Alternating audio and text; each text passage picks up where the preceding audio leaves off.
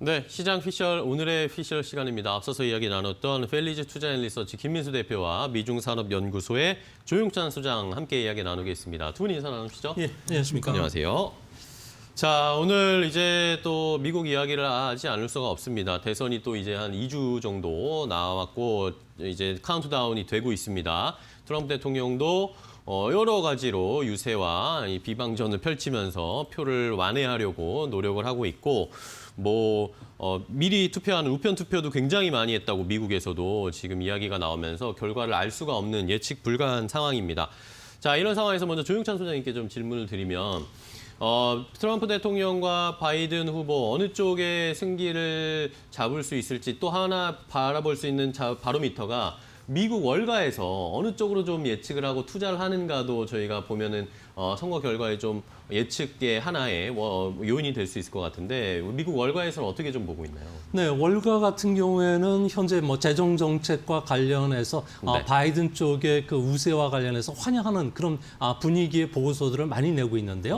골드만삭스 같은 경우에는 지난 5일 날 고객에 보낸 그 뉴스 레터를 통해서 민주당이 승리하는 그 블루 웨이버, 민주당 선풍이 되면은 미국 경제에 좋다는 보고서를 발표했는데요. 네. 이전까지만 하더라도 바이든의 그 증세와 관련해서 비관적인 논조를 보였는데 갑자기 그러게요. 바꾼 것은 아무래도 그 바이든의 지지율이 심상치 않다고 봤기 때문에 그렇습니다.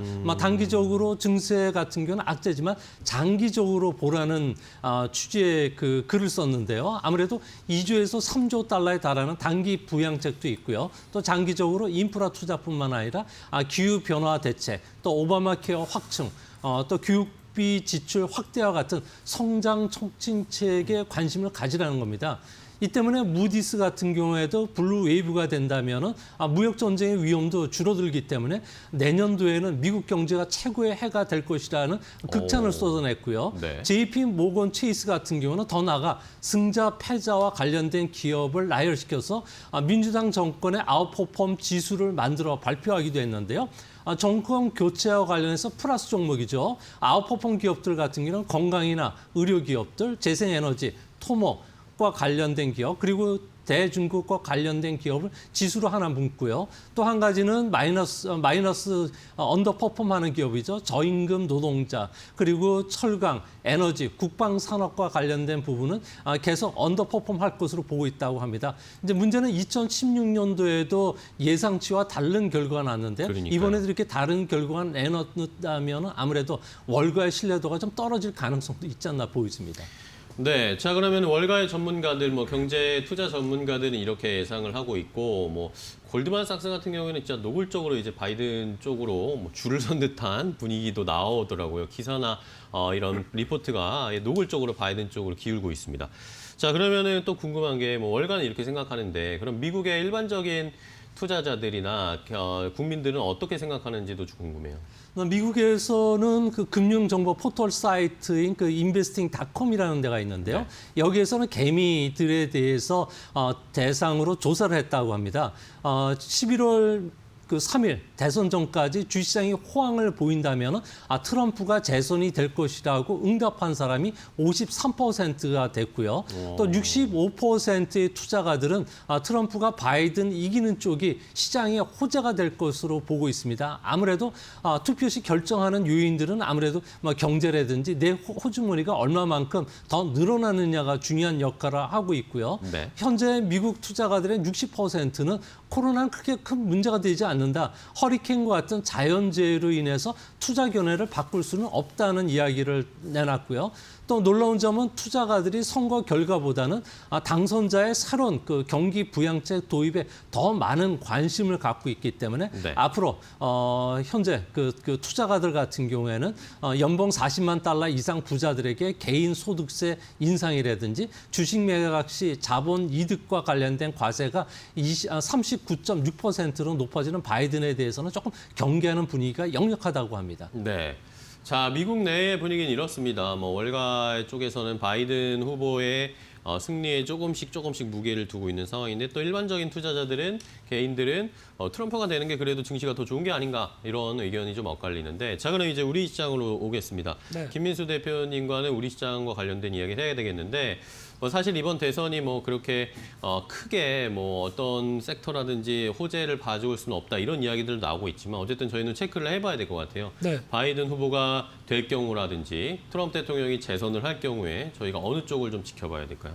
네, 일단 당장 내일 날씨도 모르겠는데 미국 네. 대선까지 생각하기는 참 아직 뭐 지지율 쉽지 격차도 않죠. 그렇고 어렵습니다. 그런 쪽에서 봤을 때 일단 지금 시장 자체적으로 보게 되면 지지율 격차가 완전히 좀 벌어져서 어느 후보가 당선될 가능성이 높다라고 하게 되면 아마 시장이 이렇게 나오지 않았을 겁니다. 그렇죠. 제가 보기에는 오히려 워낙 강세 효과와 함께 시장에 대한 기대감이 훨씬 더 커졌을 텐데 지금은 누가 될지 모르겠다라는 불확실성 때문에 조금 더 약간 관망의 분위기가 좀 뚜렷하다고 봐야 될 것 같고요.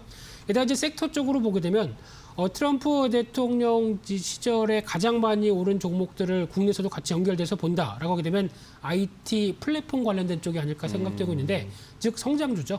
이쪽에 대한 흐름들이 많이 움직였다고 하게 되면 상대적으로 어떤 계속 이런 분위기가 계속 이어가지 않을까, 당선이 확실히 되면 이런 쪽으로 가지 않을까로 보여지고 있는데 반대로 바이든 후보는 물론 이제 세부적인 내용도 있겠지만 쉽게 말씀드리면 친환경 쪽이죠. 네. 그러다 보니까 친환경과 관련된 쪽에 대한 기대감들이 더 커질 수 있지 않을까라는 쪽도 바라보고 있는데 아직 지금 친환경 관련된 쪽은 바이든 후보뿐만 아니라고 하더라도 유럽 쪽에서 먼저 포문을 열었던 어떤 제로 탄소 쪽으로 가닥을 잡고 있는 상황이다 보니까 계속 시장과 특히 중국까지도 같이 연동하고 있는 상황들이죠. 그러다 보니까 계속 성장은 할 수 있을 걸로 보여지고 있는데 여기서 추가로 더 강화가 될 것이냐 말 것이냐는 또 바이든 후보의 민주당의 여러 가지 입장과도 같이 연결돼 있다라고 하게 되면 일단 이런 부분들도 어느 정도 끝나고 나야 어떤 친환경 쪽에 대한 종목들이 강세를 가겠죠. 그렇기 때문에 단기 불확실성에 너무 노출되지는 말자라는 관점 쪽에서 관심은 갖되 어느 정도 가이드라인이 확보되고 또 대선에 성공하는 모습들이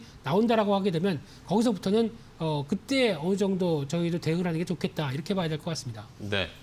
자, 일단 뭐 기본적으로 트럼프 대통령이 재선되면 성장주에 대한 이야기가 많이 나오고 있고 바이든 후보가 만약에 된다면 친환경이라든지 이쪽으로 관심을 가져야 된다. 가치주 쪽으로 오히려 좀 어쨌든 뭐 양극화되어 있는 듯한 분위기입니다.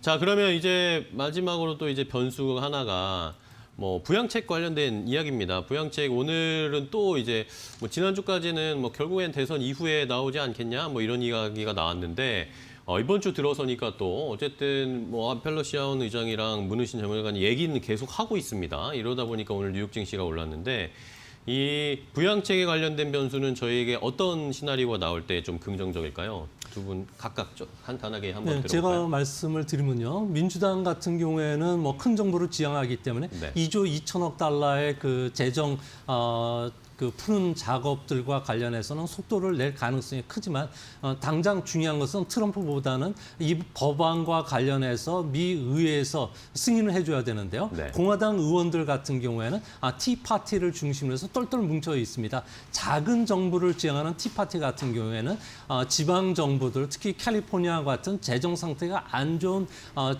주정부에 네. 4천억 달러의 자금을 지원하는 거에 대해서 극구 반대를 하고 있다고 합니다. 아무래도 선거가 코앞인 상황에서 의원들이 자기의 입장을 바꿨을 경우에는 정적 치명상을 입을 가능성이 크다는 점에서는 현재 백악관과 그리고 미 하원의 민주당과의 합의는 이뤘어도 상원뿐만 아니라 이 확대 재정과 관련된 하원 의원들의 추인을 받기까지는 상당한 좀 고통이 더 따라야 되지 않나 보여지고요.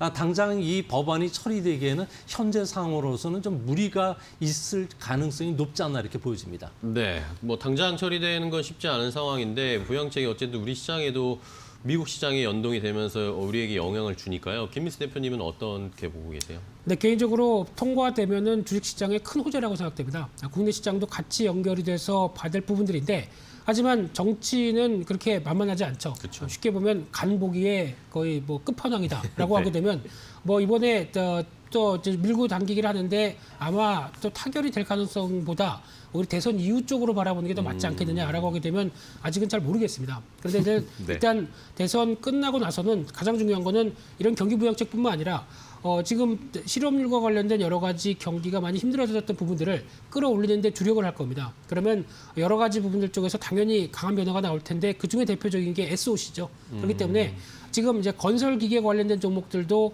어떻게 보면은 지금 최근에 기대감 쪽에서 먼저 움직였다가 이런 부분들이 현실화된다라고 하게 되면 당연히 강하게 움직일 가능성이 높습니다. 그렇기 때문에 내년에 또 주요한 테마는 건설 기계 관련된 쪽의 종목들 주의 깊게 보시면서 거기 들어간 또 부품주들 많죠.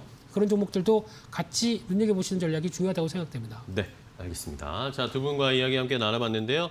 뭐 대선 이야기를 하면 할수록 결국에는 대선 지나고 나서 확인해보고 대응해야 된다는 이야기들이 많이 나오는 것 같습니다. 오늘도 그래도 미리미리 저희가 좀 대비를 하기 위해서 한번 이야기 더 해봤으니까요. 잘 참고해 주시기 바랍니다. 자, 펠리즈 투자인 리서치 김민수 대표, 미중산업연구소 조용찬 소장 두 분과 이야기 함께했습니다. 두 분 좋은 말씀 감사하고요. 다음 주에 또 뵙도록 하겠습니다. 고맙습니다.